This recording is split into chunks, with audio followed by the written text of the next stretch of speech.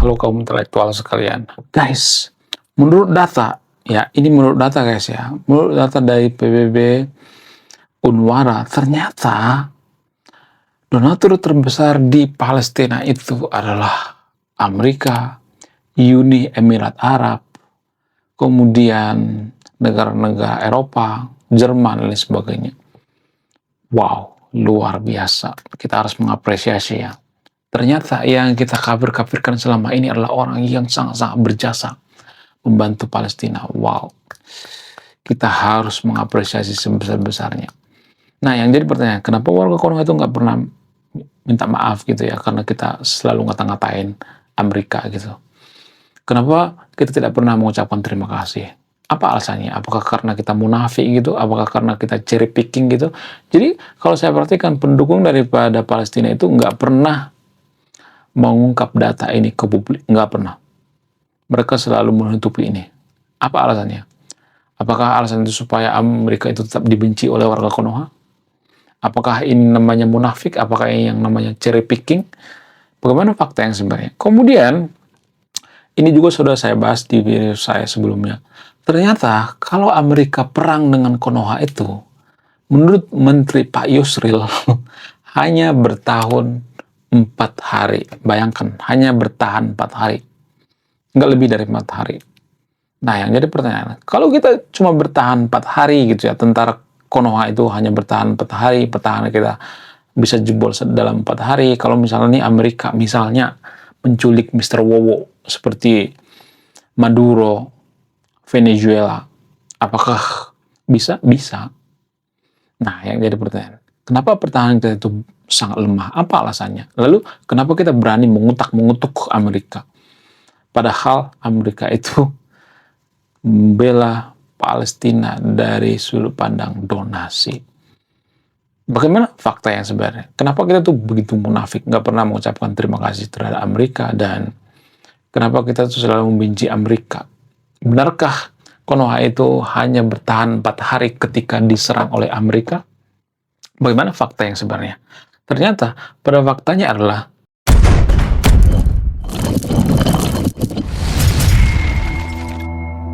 jadi guys, ternyata pada faktanya warga Konoha itu sengaja menutupi fakta di mana Amerika itu salah satu donatur terbesar di Palestina. Ada sekitar 71 triliun rupiah per tahun yang disumbangkan ke Palestina. Kalau misalnya mengatakan, oh sebenarnya kan Amerika juga memberikan senjata terhadap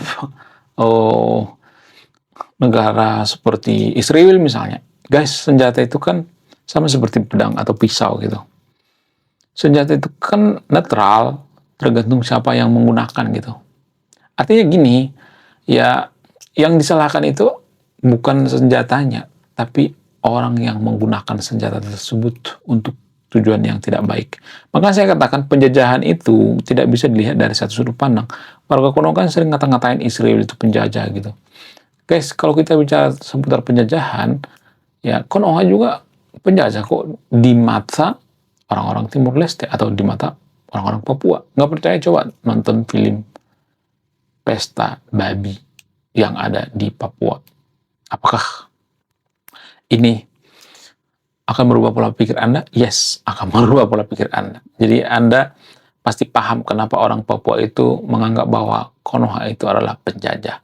Nah, bagaimana dengan kejadian yang ada di Palestina? Apakah ini murni penjajahan? Ya, saya tidak bisa menyimpulkan di sini ya, silakan simpulkan sendiri, karena ini permasalahan yang sangat rumit sekali ya. Ini sebenarnya menurut saya pribadi itu konflik saudara gitu ya, perang saudara gitu. Ya, Gaza juga melakukan hal yang sama kok. Ya, kalau mereka punya senjata, mereka punya berdua spirit, mereka juga akan membombardir Israel, punya kesempatan yang sama gitu. Jangan ya ketika Gaza itu kalah ya kita anggap mereka korban. Enggak, mereka juga melakukan hal yang sama kok. Ya, mereka saling baku hantam kok. Ya, kalau saya ngomong seperti ini pasti banyak nanti warga Konoha yang kejang-kejang kelanjutan berjemaah. Kenapa? Karena ini nggak biasa gitu. Ya, orang yang netral itu dianggap tidak berpihak gitu. Orang yang netral itu dianggap, oh pecundang gitu ya. Di Konoha itu orang yang netral itu dimusuhi gitu. Karena gini guys, nggak selamanya negara itu salah, nggak selamanya itu negara itu benar. Nggak selamanya Israel itu salah, nggak selamanya juga Palestina salah gitu. Ada benarnya, ada salahnya juga gitu ya. Dalam kondisi konflik yang ada di Palestina ini, menurut saya pribadi, saya tidak mendukung siapapun di sini ya. Karena mereka saling baku hantam gitu ya. Baik Gaza maupun Israel ya. Mereka saling baku hantam satu sama lain. Kemudian kalau misalnya kita lihat dari sudut pandang lain, misalnya Amerika itu kan sebenarnya membantu Palestina ya. Kita harusnya mengapresiasi sebesar-besarnya gitu ya, mengucapkan terima kasih. Tidak hanya itu, ternyata yang mempengaruhi kemerdekaan Konoha itu adalah Amerika. Kalau Amerika itu tidak memborbardir Jepang, sampai sekarang kita juga masih dijajah oleh Jepang. Kemudian bagaimana dengan Marshall Plan? Marshall Plan juga mempengaruhi kok ya. Walaupun ya ada yang mengatakan, oh penjajahan di Konoha itu sebenarnya dilakukan di Papua gitu ya. Walaupun barter dengan Papua dan sebagainya. Ya itu kan berdasarkan kebijakan daripada pemerintah. Ya kalau pemerintah nggak mengizinkan, Papua nggak bakalan dieksploitasi Amerika kan, nggak bakalan dieksploitasi oleh Freeport kan. Jadi ya lagi-lagi ya kita juga yang mau dieksploitasi kan. Ya, jadi jangan terlalu menyalahkan negara lain gitu ya. Jangan terlalu menyalahkan Amerika gitu. Saya tidak menyalahkan siapapun di sini. Saya tidak menyalahkan Gaza, saya tidak menyalahkan Amerika dan sebagainya. Saya menyalahkan pola pikir kita yang keliru gitu ya, melihat suatu hal gitu ya. Lalu bagaimana dengan yang namanya pendapat daripada Pak Yusril yang baru-baru ini viral di media sosial?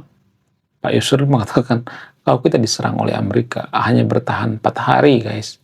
Bayangkan 4 hari.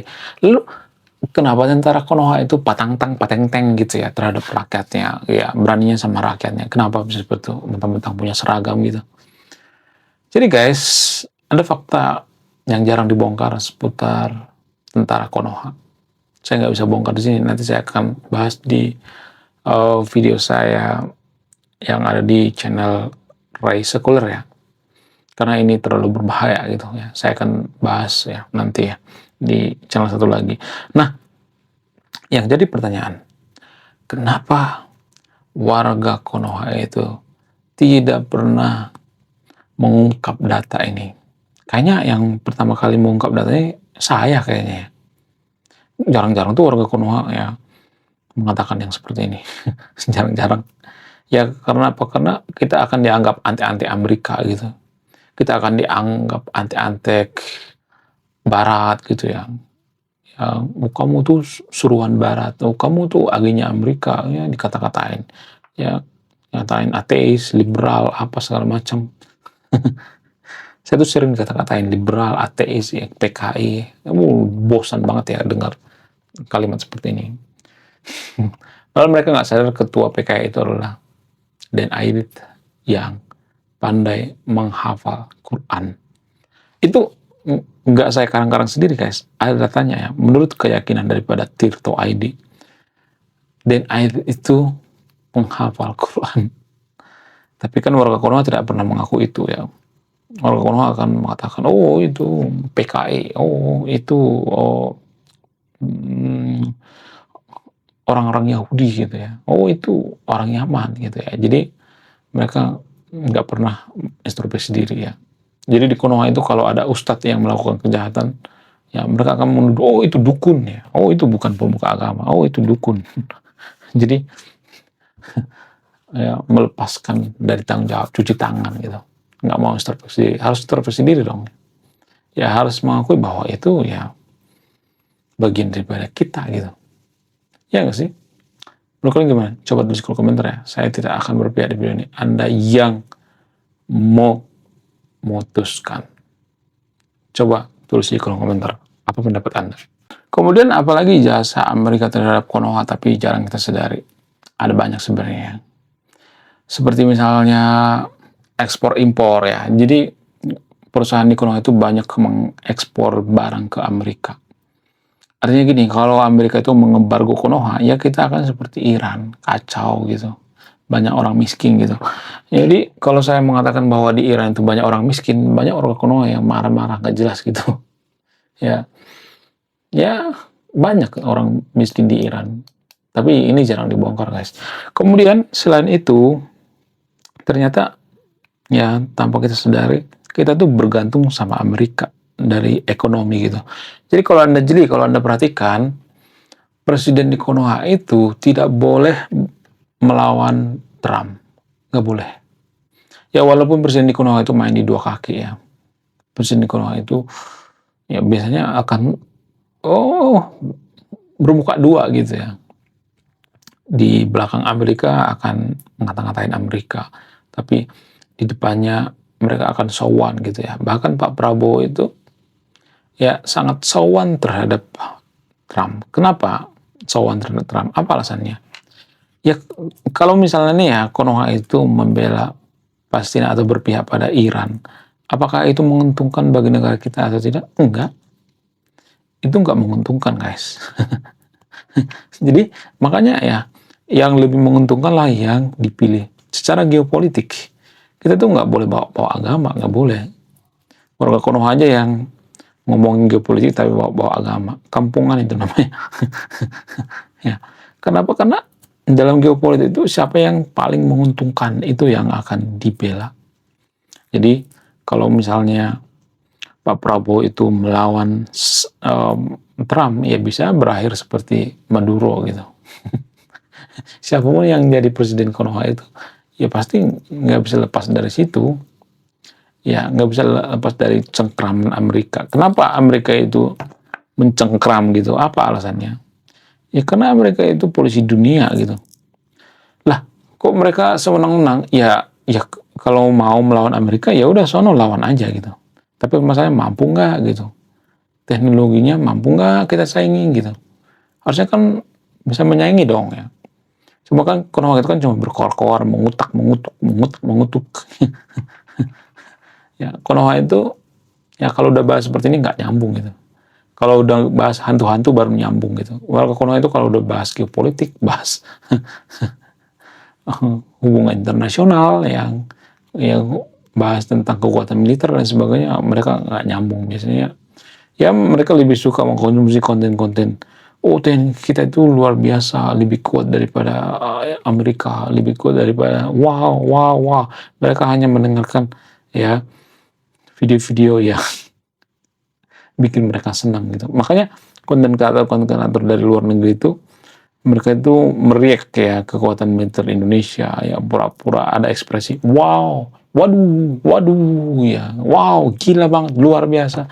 Warga Konoha itu senang banget. Padahal tujuan mereka itu view, nggak lebih dari view.